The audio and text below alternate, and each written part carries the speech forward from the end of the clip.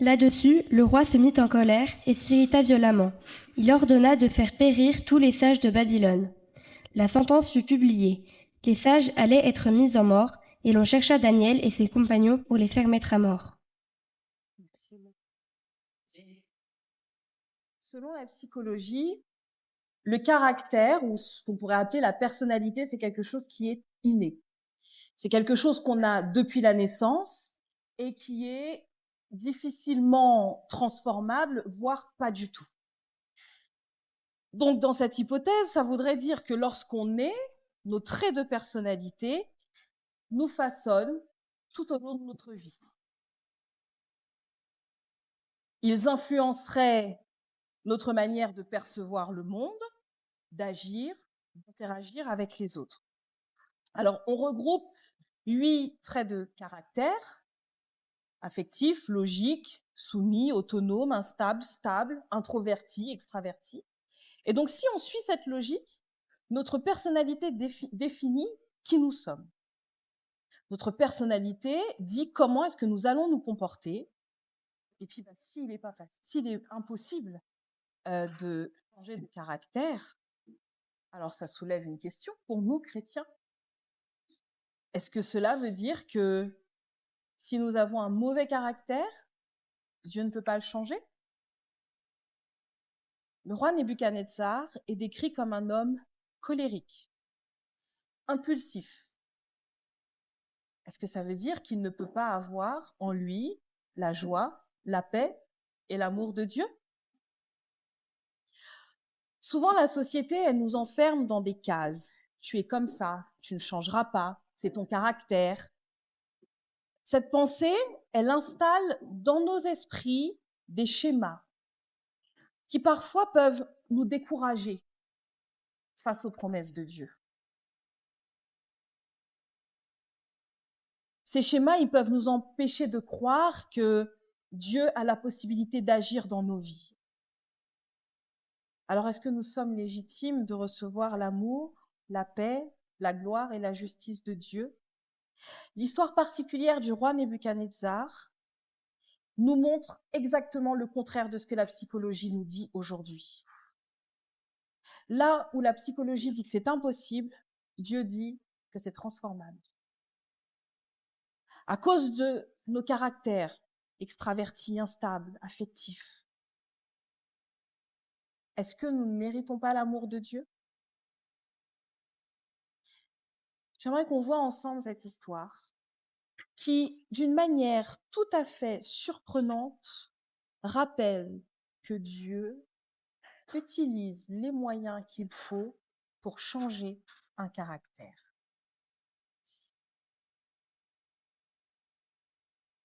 Le texte que vient de nous lire Oana, c'était les versets 12 et 13 du chapitre 2. Donc là-dessus, le roi entra dans une violente colère.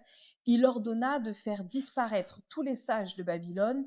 La sentence fut publiée. Les sages allaient être mis à mort et l'on vint chercher Daniel et ses compagnons pour les mettre à mort. Le roi Nebuchadnezzar est un roi qui est puissant. Il est reconnu comme historiquement, comme l'un des plus grands chefs de guerre de l'histoire. Il s'impose comme un grand conquérant. Il a battu l'Égypte, dominé une grande partie du Moyen-Orient, il a pris Jérusalem en 586, et lors de cette prise de Jérusalem, il va déporter de jeunes Hébreux pour pouvoir servir à sa cour. Dans cette histoire, c'est aussi important de se rappeler que le texte nous dit, au verset 1, la seconde année du roi Nebuchadnezzar. Donc ça veut dire qu'un an avant, il a pris Jérusalem. Pendant un an, ces jeunes déportés, ces jeunes Hébreux ont travaillé à sa cour. Et là, survient cette histoire. Donc, lorsque Nebuchadnezzar était à Jérusalem, lui, ce qu'il voulait, c'était les meilleurs éléments. Rappelez-vous, il voulait des jeunes hommes qui soient beaux, qui soient intelligents, qui soient forts. Pour servir à sa cour, il fallait les plus prestigieux. C'est dans son intérêt personnel qu'il avait besoin de ces caractères, parce qu'il avait besoin que le monde entier soit à son service. Donc le texte nous dit au verset 1, la seconde année du règne de Nebuchadnezzar, Nebuchadnezzar eut des songes. Il eut des songes. Ça veut dire que c'est pas une fois que ça s'est produit, mais plusieurs fois. Et pour rappel, le songe, c'est quoi? Pour eux, c'est un avertissement que Dieu donne. Donc, le songe revêt une importance capitale. Si j'ai eu un songe, il faut que je m'en souvienne. Si je m'en souviens pas, je peux pas comprendre ce que Dieu attend de moi. Je peux pas me rappeler ce que Dieu voulait. Donc, lorsque le roi Nebuchadnezzar a ses songes, il finit l'esprit agité. Il ne peut plus dormir parce qu'il a oublié de quoi il a rêvé. Donc, là, le roi Nebuchadnezzar, il a reçu un avertissement divin. Impossible de se rappeler de son rêve. Impossible de s'en rappeler. Et le texte commence par nous dire qu'il y en a eu plusieurs des songes. Donc ça veut dire que ça a été répété, ça veut dire qu'il y a une certaine insistance de son point de vue, il y a une insistance de Dieu pour qu'il se rappelle de quelque chose, et là, il oublie tout. La suite du texte, donc le roi fit appeler les magiciens, les astrologues, les enchanteurs et les chaldéens pour qu'ils lui disent ses songes. Donc c'est tellement important pour lui qu'il fait appeler toutes les personnes qui pourraient lui répondre, tous les professionnels qui pourraient lui apporter une réponse. Dans la culture babylonienne, ils ont des techniques pour pouvoir redéclencher le rêve. C'est pas juste un rêve comme nous lorsqu'on dort, on a rêvé quelque chose. Non, le songe pour eux, c'est vraiment quelque chose, un moment où Dieu vient se présenter et ils ont un pouvoir dessus. Ils ont des outils, ils ont des livres, ils ont des grimoires pour pouvoir, avec des techniques pour pouvoir réenclencher ce rêve et pouvoir comprendre ce que Dieu voulait leur dire. Mais là, lui, il ne se souvient pas et il pense qu'il va pouvoir obtenir une réponse avec ses mages. Et donc, il leur dit, j'ai fait un rêve, je ne m'en souviens plus, la chose m'a échappé, il dit au verset 5, la chose m'a échappé, si vous me faites connaître le songe, si vous ne me faites pas connaître le songe et son explication, alors vous serez mis en pièces. C'est tellement important pour lui qu'il lui faut absolument une réponse. S'il n'a pas de réponse, il menace de faire tuer tout le monde. À nouveau, plus loin, il leur dit encore, si vous ne me dites pas le songe, vous recevrez de moi des dons. Si vous me dites le songe, vous recevrez de moi des dons et des présents, de grands honneurs. C'est pourquoi dites-moi le songe et son explication. Il veut absolument une réponse. Soit vous me donnez une réponse et alors je vais vous couvrir d'honneur, de gloire, soit vous ne me donnez pas de réponse et je vous tue. Mais une seconde fois, les sages, les mages, comme je vous ai dit tout à l'heure, ce sont des professionnels du secteur de l'explication des rêves. Une seconde fois, ils vont lui dire que ce n'est pas possible. Et puis c'est logique. Marinette, t'as fait un rêve, tu me dis, Stéphanie, je veux que tu m'expliques mon rêve. Je sais pas de quoi t'as rêvé. Il faut que tu me dises quelque chose, il faut que tu me donnes des éléments. Si tu me dis pas même une bride, je peux pas comprendre, je peux pas te donner d'explication. Donc c'est logique que personne ne puisse répondre à sa demande. Mais dans sa toute-puissance, il veut absolument une réponse. Peu importe qu'ils ne se souviennent pas, ils doivent se débrouiller. Et puis de toute façon, ils ont tout ce qu'il faut. Ils ont des livres, ils ont des grimoires, ils ont la science, ils ont tout pour pouvoir apporter une réponse. Rien ne se fait. Et donc le roi décide à ce moment-là de les faire tuer. Et il y a quelque chose qui est intéressant au verset 9, il dit « Vous voulez me préparer, vous voulez vous préparer à me dire des mensonges et des faussetés. » Il est suspicieux, le roi. Il se dit « Non, si je leur laisse trop de temps, ils vont mentir, ça va pas être vrai. » Et ça fait monter encore plus, finalement, sa colère. Et là, il leur dit encore « C'est pourquoi, dites-moi le songe, et je saurai si vous êtes capable de m'en donner l'explication. » Essayez d'imaginer le poids qu'il doit y avoir chez les Chaldéens. S'ils ne répondent pas, s'ils n'apportent pas une réponse, ils vont tous mourir. Le texte nous dit eux et leur maison. Leur maison, il faut comprendre leur famille en fait. Tous ceux à quoi ils tiennent, tous ceux à qui ils tiennent, ils vont être tués. Il y a une espèce d'agitation qui est là, qui est pesante. Plusieurs rêves, le roi est troublé, personne ne peut lui répondre.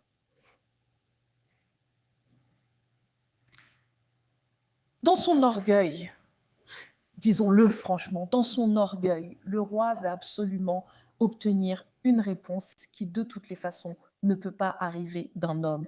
Et c'est exactement ce que les Chaldéens vont lui dire. Les Chaldéens, pas que, les mages, les sages, tous ceux à qui il a fait appel, vont lui dire, au verset 10, « Il n'est personne sur la terre qui puisse dire ce que demande le roi. Jamais roi, quelque grand et puissant qu'il ait été, n'a exigé une chose pareille. »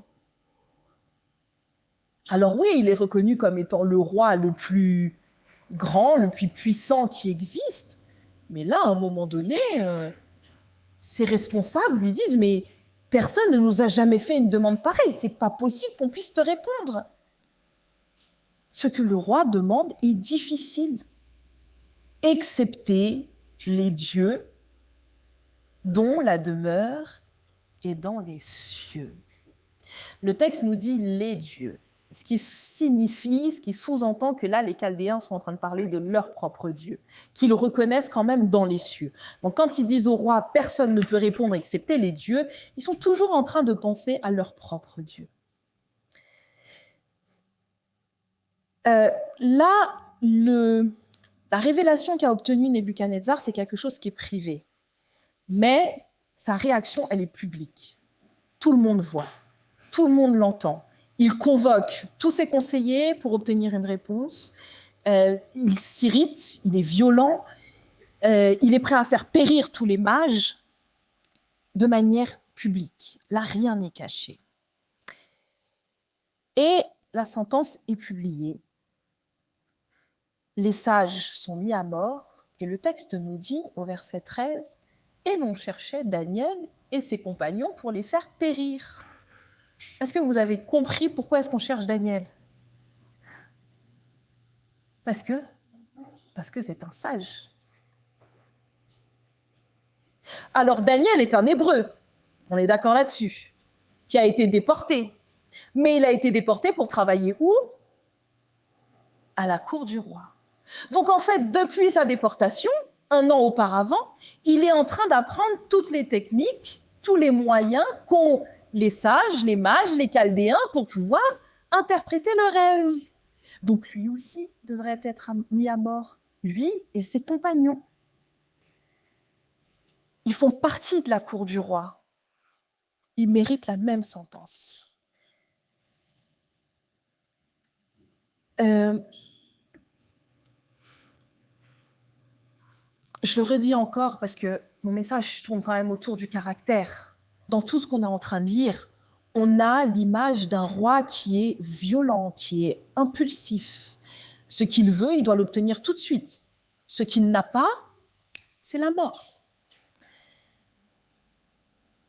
Et ce qui est drôle, c'est que l'égoïsme, la colère et l'orgueil du roi, ils viennent complètement en contradiction avec le caractère de Daniel. Rappelez-vous, au chapitre 1, on a un Daniel qui vient humblement demander à ne pas manger les mets du roi. Daniel résolut à ne pas se souiller par les mets du roi et par le vin dont le roi buvait.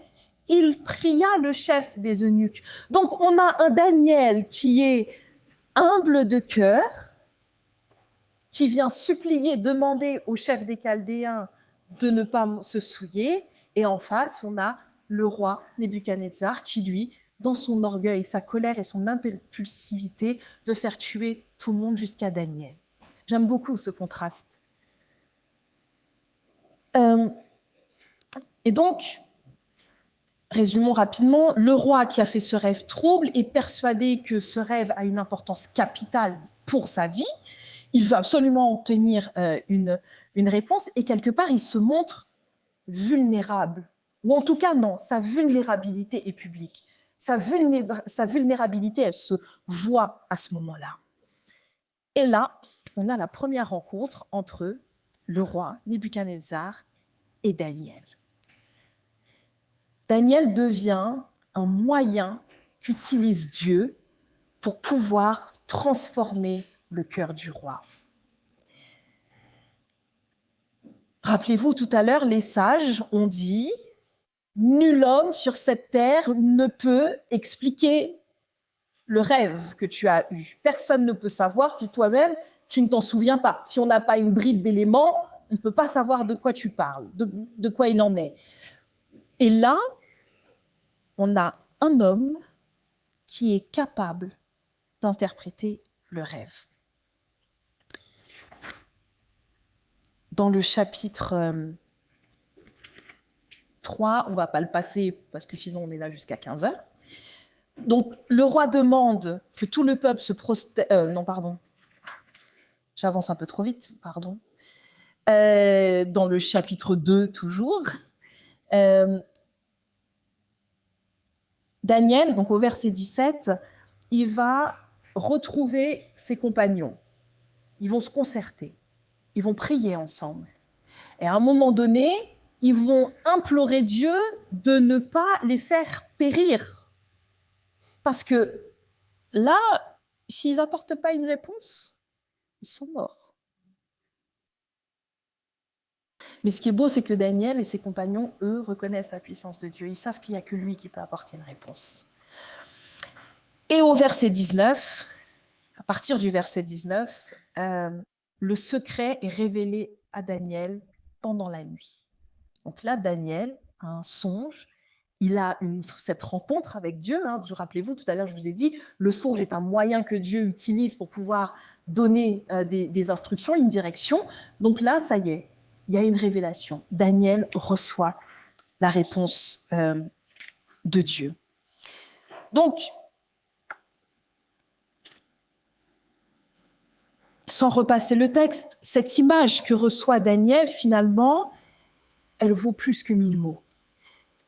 Ce que le roi ressent, ces émotions qu'il a en lui, ce qui l'empêche finalement de trouver la paix et qui fait qu'il veut tuer tout le monde, c'est parce que finalement, ce rêve, il a un caractère prophétique. Dans ce rêve, le roi Nebuchadnezzar voit une statue. Et cette statue, elle tombe.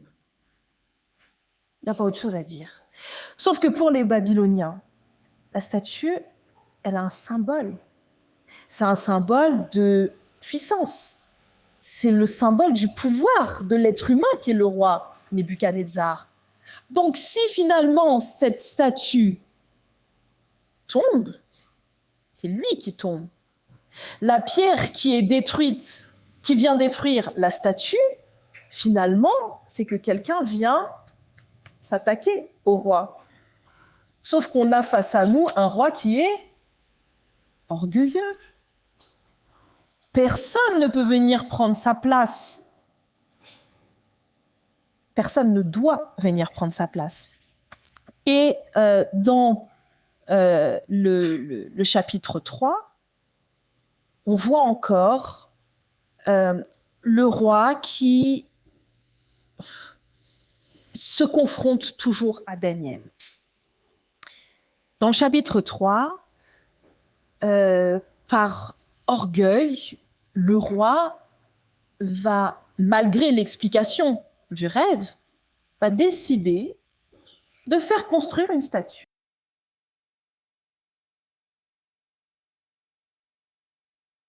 Autrement dit, dans son orgueil, le roi dit « Moi, les dieux veulent me dire qu'à un moment donné, je tomberai. Moi, il y a un peuple qui va prendre ma place. » Ben, c'est ce qu'on va voir. Il fait construire cette statue, et une fois qu'elle est construite, il demande à tout le peuple de se prosterner devant elle. Et lorsqu'il demande au peuple de se prosterner devant elle, il donne cet ordre. Celui qui ne le fera pas mourra par le feu. Il a promulgué cette loi. La statue est construite. Lorsque le roi demande que le peuple entier se prosterne, c'est ce qui est fait.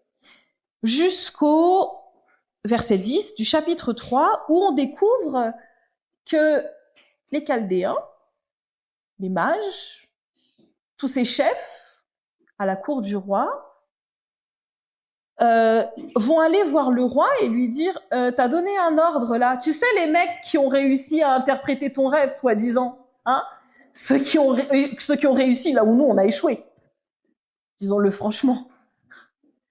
Tes mecs là, tu vois, ils sont bien sympas, mais tu sais qu'ils respectent pas tes ordres, parce que t'as demandé à tout le peuple de se prosterner et eux ne le font pas. À mon sens, c'est rien d'autre que de la jalousie. J'ai l'impression que vous êtes d'accord avec moi. Donc, ils vont dire que les Juifs ne se prosternent pas. Et le roi va les convoquer. Le roi va les questionner. Mais en plus de les questionner, il va aller jusqu'à les éprouver. Parce qu'il va leur dire, là, dans pas longtemps, la trompette, elle va sonner. Quand elle sonne, je veux vous voir vous prosterner devant ma statue. Sinon, menace à nouveau, je vais vous faire périr par le feu. Vous serez jetés dans la fournaise.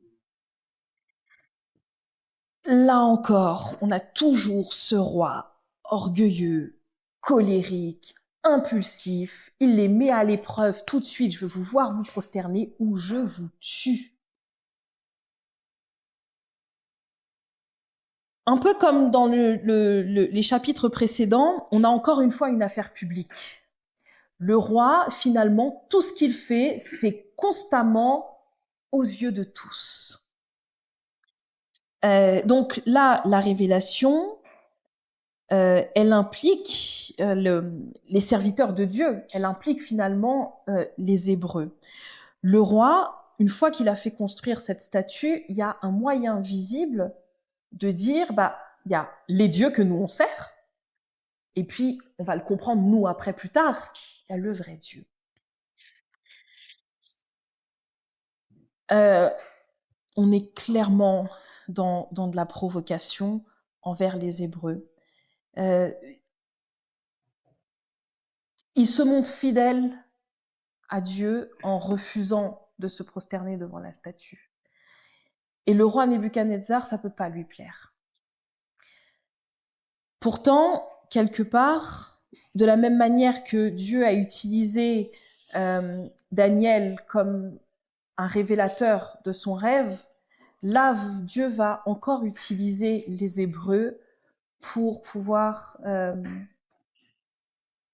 démontrer, en fin de compte, toute sa toute-puissance. Donc, ce sont les compagnons de Daniel qui sont présents à ce moment-là. Le verset 12. Donc, il y a des Juifs à qui tu as remis l'intendance de la province de Babylone, Shadrach, Meshach et Abed-Nego. Il n'y a que 3 qui sont cités. Ce qui sous-entend que Daniel, lui, n'est pas présent à ce moment-là. Et c'est important. Ils sont 3.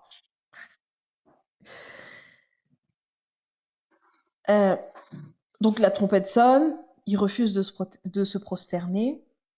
Et donc, il arrive ce que le roi avait promis. Il les jette dans la fournaise ardente.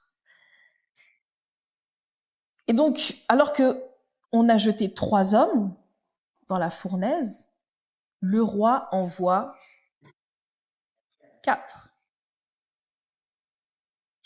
Donc, le roi a jeté 3 hommes dans la fournaise ardente et il envoie 4 marcher au milieu des flammes. À ce moment-là, le roi Nebuchadnezzar reconnaît enfin Dieu. Il est confronté pour la deuxième fois à Dieu, mais d'une manière différente. La première fois, c'était par l'intermédiaire de Daniel. Là, c'est par l'intermédiaire d'un ange, parce qu'il va l'identifier comme étant un fils des dieux. Il a vu cette lumière, cette silhouette resplendissante que nous, on peut pas forcément comprendre, mais il l'a vu. Il a face à lui Dieu en personne, finalement, qui se manifeste et qui vient marcher aux côtés de ces hommes. Et là, il va reconnaître la supériorité de Dieu. Et il va dire, le Dieu des Hébreux est supérieur à celui des païens. Ça pourrait être super et ça pourrait s'arrêter là. Mais non. Parce que finalement, ce qu'il a vu de ses yeux n'a pas encore transformé son cœur. À ce moment-là, il n'y a pas une conversion entière, il n'y a pas une conversion complète du roi. Mais ce qui est beau, c'est qu'il va quand même dire, il va donner l'ordre à son peuple de laisser les nations juives tranquilles, la nation juive tranquille. Ils ont le droit d'adorer leur Dieu librement. Et il va encore plus loin. C'est que fois-ci, il a encore des menaces. Il n'a vraiment pas changé de cœur. Mais là, il va menacer quiconque manquerait de respect au Dieu des Hébreux. Et là, ils ont exactement la même menace, c'est que s'ils le font, ils déciment tout le monde et leur famille. Tout le monde sera mis en pièces et leur famille. C'est bien la preuve, en fait, que ce roi, même lorsqu'il a vu Dieu, il n'a pas compris qui était Dieu. Il l'a vu, il l'a reconnu. Maintenant, plus personne ne touche à leur Dieu, sinon, je vous tue. Là encore, on a ce roi qui est colérique, on a ce roi qui est orgueilleux. Alors, vous me direz certainement, oui, mais ça sert les intérêts de Dieu. Ça sert les intérêts de Dieu qui veuille les protéger. Mais est-ce que c'est ce que Dieu veut de nous? Est-ce que c'est ce qu'il attend de nous?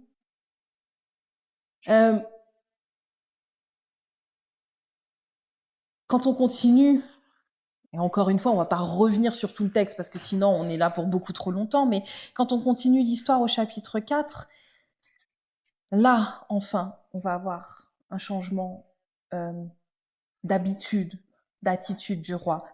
Ce que je vous disais tout à l'heure concernant ce que nous dit la psychologie aujourd'hui, c'est que le caractère, les attitudes qu'on a, les habitudes que l'on prend, c'est quelque chose qui se change pas. C'est quelque chose qui est inné et difficilement ou peu transformable. Voilà la définition de la personnalité. Et pourtant là, ce roi qui est constamment en colère, il revient au pouvoir après 7 ans, et notamment 7 ans de maladie mentale. Et après ces 7 années de maladie mentale, il nous dit « J'eus un rêve qui m'effraya les pensées dont j'étais poursuivi sur mon lit. Les visions de mon esprit me remplissaient d'épouvante. Je donnai l'ordre de faire venir devant moi tous les sages de Babylone afin de me faire connaître l'interprétation du rêve. En dernier lieu, se présenta devant moi Daniel, nommé Belchatsar, d'après le nom de mon Dieu. » Voyez jusqu'où ont été les Babyloniens, c'est qu'ils ont transformé jusqu'au nom de Daniel.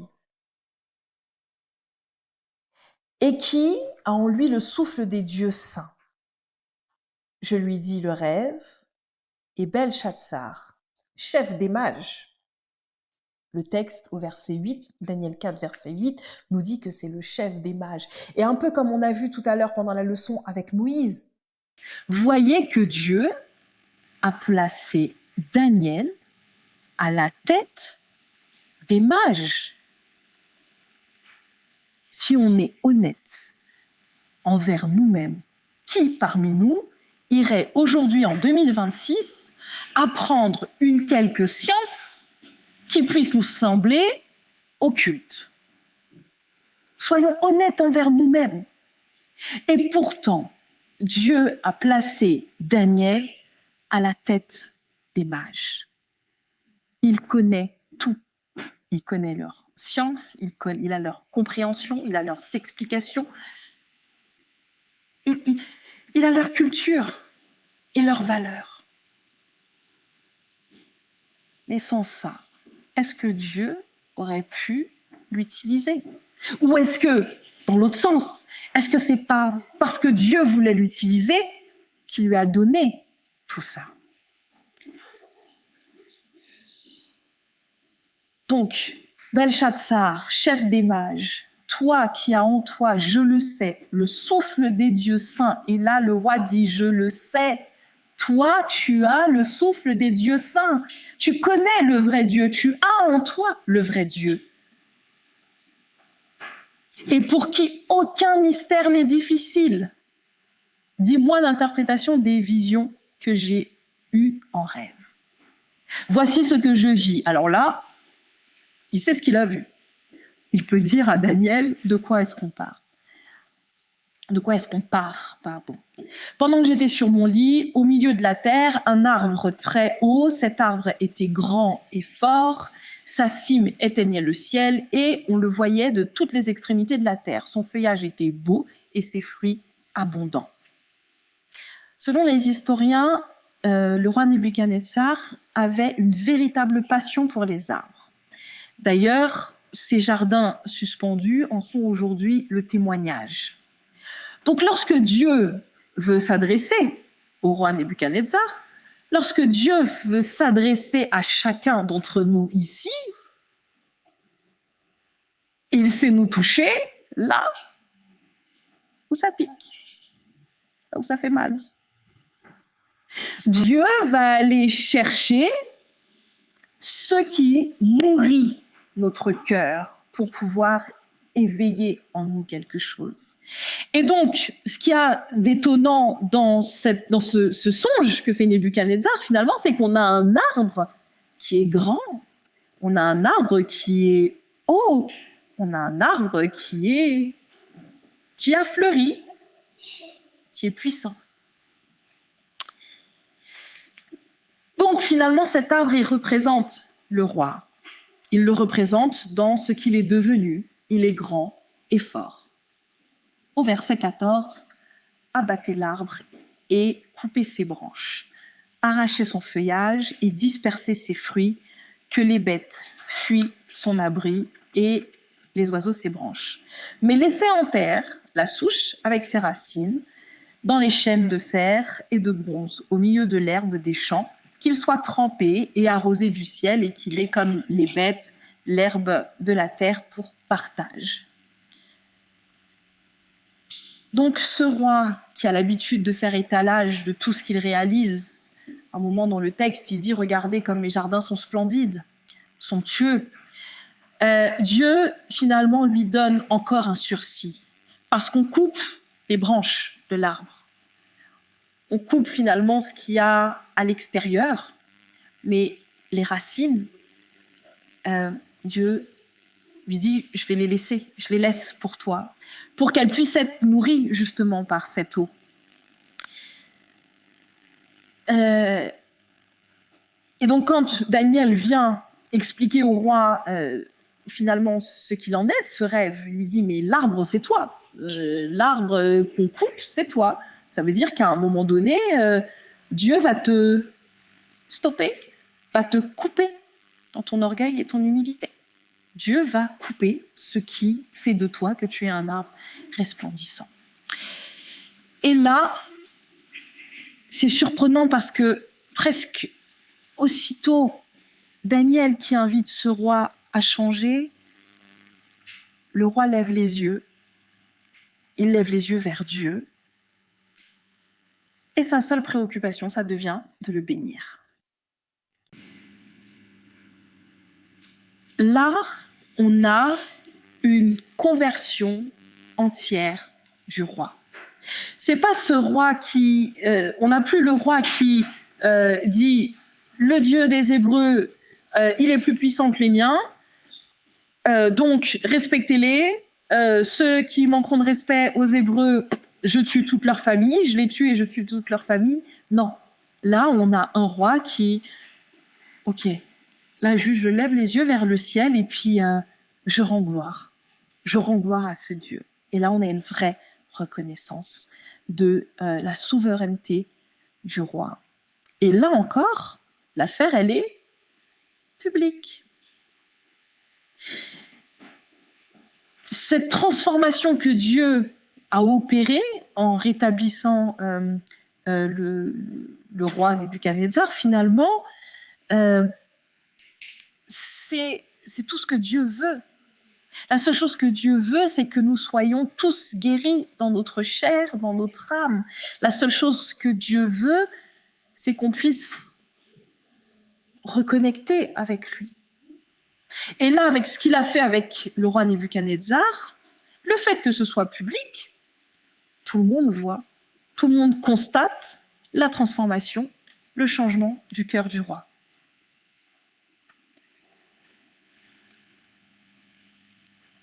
Il dit dans le texte, maintenant moi, Nebuchadnezzar, au verset 37, je loue, j'exalte, je glorifie le roi du ciel, dont toutes les œuvres sont vraies, toutes les œuvres sont justes, et celui qui peut abaisser celui qui marche avec orgueil. Le roi Nebuchadnezzar, qui est décrit depuis le début, parce que là on est au chapitre 4, donc ça veut dire que ça fait 4 chapitres qu'on nous parle de ce roi qui est orgueilleux, qui a de la puissance, qui est violent, qui veut tuer tout le monde, toutes les personnes qui n'iraient pas dans son sens. Là, cet homme reconnaît publiquement qui est Dieu et lui-même dit « Il peut abaisser celui qui marche avec orgueil ». Je ne sais pas pour vous, mais moi je trouve cette confession magnifique. Et à mon sens, c'est la preuve que la science se trompe, la psychologie se trompe. Le caractère, je reconnais qu'il peut arriver à la naissance. Je reconnais qu'il est spontané, en lien même avec nos émotions, provoquées par nos émotions. Mais de là à dire qu'il ne peut pas être transformé, il le peut. Il le peut dès lors que on a compris, on reconnaît que Dieu a la toute-puissance. Alors dans cette histoire, le roi Nebuchadnezzar, finalement, il est constamment dans des épreuves, des événements qui sont marquants. Et tout ce qui lui arrive est public. Ses visions, ses décisions, ses crises, ses épreuves, voire les mises à l'épreuve que lui orchestre. Et même sa conversion, elle est observée, elle est vécue par toute la nation.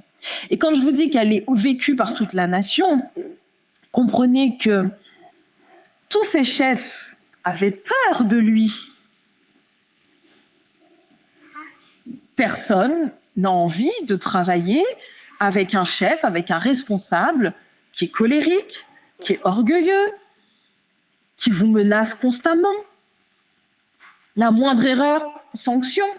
Alors, heureusement, aujourd'hui, on n'a plus le droit de tuer les gens. Mais, physiquement en tout cas. Mais, aujourd'hui, personne d'entre nous n'a envie d'être confronté à cette personne. Et pourtant,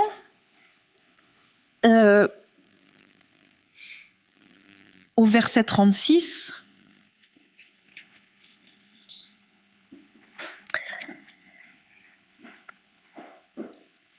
en ce temps-là, donc lorsque la raison lui revient, que sa gloire, sa magnificence lui sont rendues, on lit « Mes conseillers et mes grands me redemandèrent ». Dans d'autres versions, on a « Mes conseillers et mes grands me réclamèrent ». Est-ce que vous voyez la transformation du roi Nebuchadnezzar? Cet homme effrayant, effroyable. Cet homme au caractère dur qui est décrit comme étant un conquérant, un stratège, redouté de tout le monde, autoritaire. Là, ses chefs, ses grands, ces hommes qui travaillent à sa cour le réclament.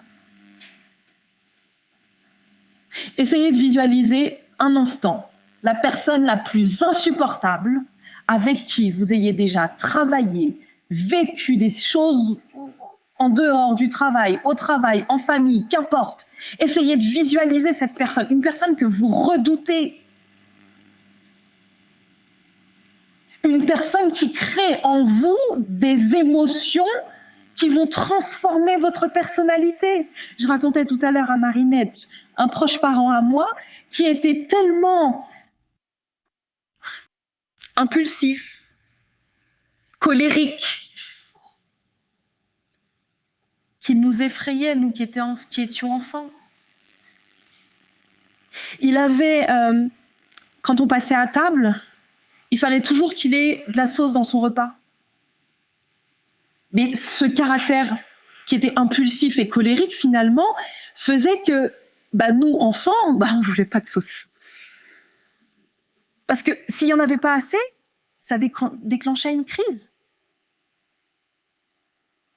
Aujourd'hui, vous prenez tous les enfants auxquels je pense, il n'y en a aucun de nous, à l'âge adulte, qui veut de la sauce. Moi, des fois, je mange du riz blanc, sec, on me dit, mais comment tu fais pour manger du riz? C'est comme ça que je l'aime. Mais bien sûr que cette situation vécue et revécue, elle a transformé mon caractère, elle a transformé la personne que je suis. Je ne mangerai pas plus de sauce pour autant. Là, ce n'était pas le sujet. Ce n'est pas ça qu'il faut changer en moi. Mais, vous voyez, imaginez cette personne qui, à un moment donné dans votre vie, a été tellement infecte avec vous qu'elle a provoqué des choses qui sont physiques. Visualisez-la. Je suis sûre que vos sentiments, là, maintenant, tout de suite, ils sont pas bons.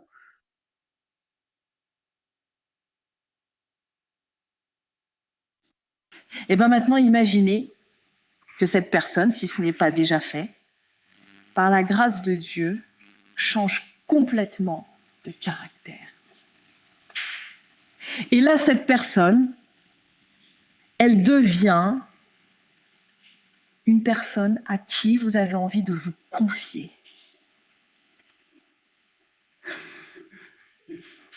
J'ai dit, si ce n'est pas déjà fait, prions Dieu que ça arrive à un moment donné. Mais imaginez que cette personne, à un moment donné, vous puissiez aller la chercher, vous puissiez lui demander conseil, vous ayez envie d'entendre cette personne. Et bien, c'est exactement ce qui est arrivé au roi Nebuchadnezzar. Pour finir sur ma petite anecdote quand même de tout à l'heure, je tiens à préciser que c'est exactement ce que je disais finalement à Marinette. C'est que cette personne qui, dans mon enfance, nous a fait beaucoup de mal parce qu'elle avait ce caractère impulsif et colérique. Alors, c'était lié à une maladie, mais tout de même, aujourd'hui, c'est une personne qui a énormément de douceur en elle. Et donc, ce que je lui disais, c'est que certainement que mes grands-parents seraient fiers de le voir aujourd'hui, seraient fiers de voir comment est-ce qu'il a été transformé. Voilà, c'était ma petite parenthèse. Mais voilà, là, on a les chefs, toutes ces personnes qui travaillent pour le roi Nebuchadnezzar, qui aujourd'hui n'ont plus peur de lui, parce qu'il y a quelque chose qui a changé, il y a quelque chose qui est visible en lui, et que maintenant il inspire confiance.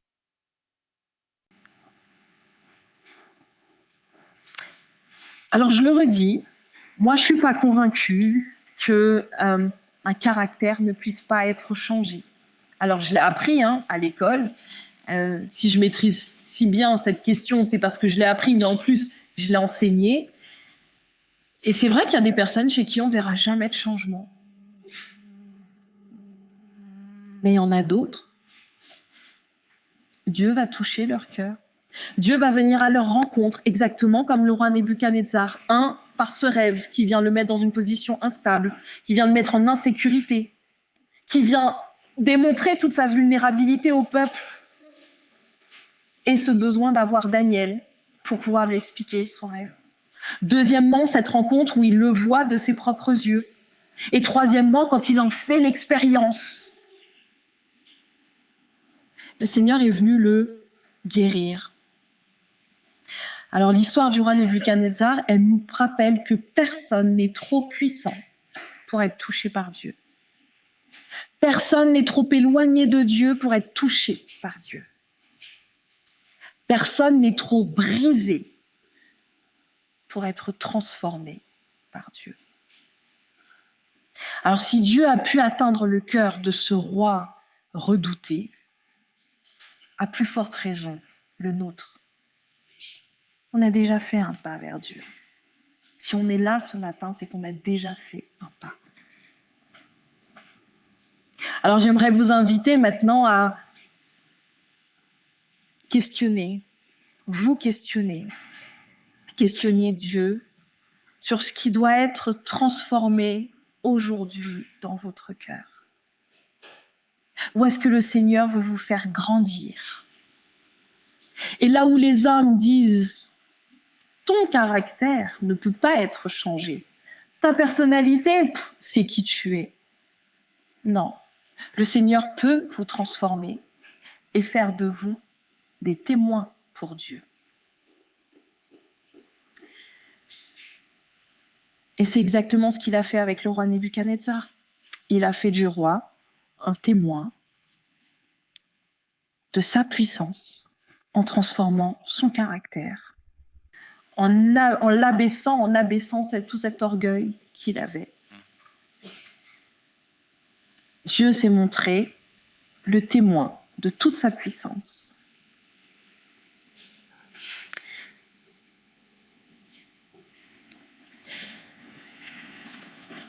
Alors, ce que je vous disais tout à l'heure, on parlait de psychologie.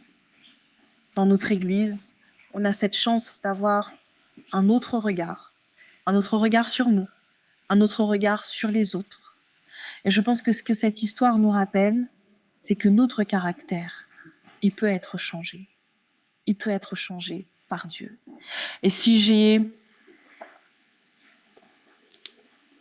un appel pour vous ce matin, si j'ai une prière pour vous ce matin, c'est justement ça. Que vous puissiez interroger Dieu, que vous puissiez lui demander de venir dans vos vies, que vous puissiez lui demander de venir toucher votre cœur, de venir briser ce qui ne vient pas de lui, mais surtout de vous laisser transformer pour être utilisés comme des témoins fidèles. À l'image de Daniel, soyons des témoins fidèles de l'amour de Dieu, de la puissance de Dieu, et soyons convaincus que la justice de Dieu est réelle et que c'est une promesse pour chacun d'entre nous. Amen.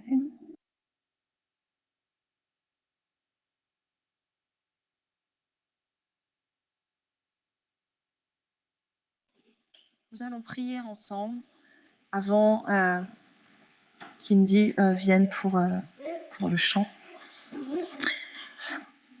Prions. Bon et tendre Père, merci. Merci pour ce rappel. Merci pour ce message qui vient là où nous sommes nous rappeler ta toute-puissance. Nous rappeler, Seigneur, que tu peux agir dans nos vies. Nous rappeler que tu peux transformer nos cœurs. Alors, Seigneur, je voudrais te demander tout d'abord de nous montrer ce qui en nous ne vient pas de toi. Oui, Seigneur, montre-nous ce qui relève de l'orgueil, ce qui relève d'une résistance quelconque, ce qui nous empêche de regarder à toi et de nous laisser toucher par toi. Viens, Seigneur, le briser. Pardonne-nous, Seigneur. Pardonne nos mauvaises pensées, pardonne nos mauvaises paroles, pardonne, Seigneur, nos mauvais gestes, nos actes qui ne te ressemblent pas. mais utilise aussi ces caractères mauvais. Utilise toutes ces petites choses qui sont mauvaises en nous, Seigneur, pour pouvoir témoigner de qui tu es, pour pouvoir témoigner de la transformation que tu peux opérer dans nos vies. Oui, Seigneur, utilise nos faiblesses pour ton œuvre. Utilise nos faiblesses pour te servir.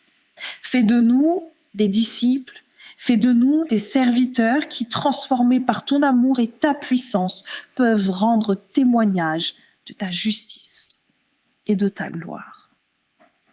Mon tendre Père, nous voici humblement devant toi. Nous voudrions te demander pardon. Prends nos vies, prends nos cœurs, prends nos âmes, Seigneur, et guide-nous, emmène-nous là où nous serons des serviteurs utiles pour ton œuvre. Nous t'avons prié, bon et tendre Père, par le sang de ton Fils Jésus et pour ta gloire. Amen.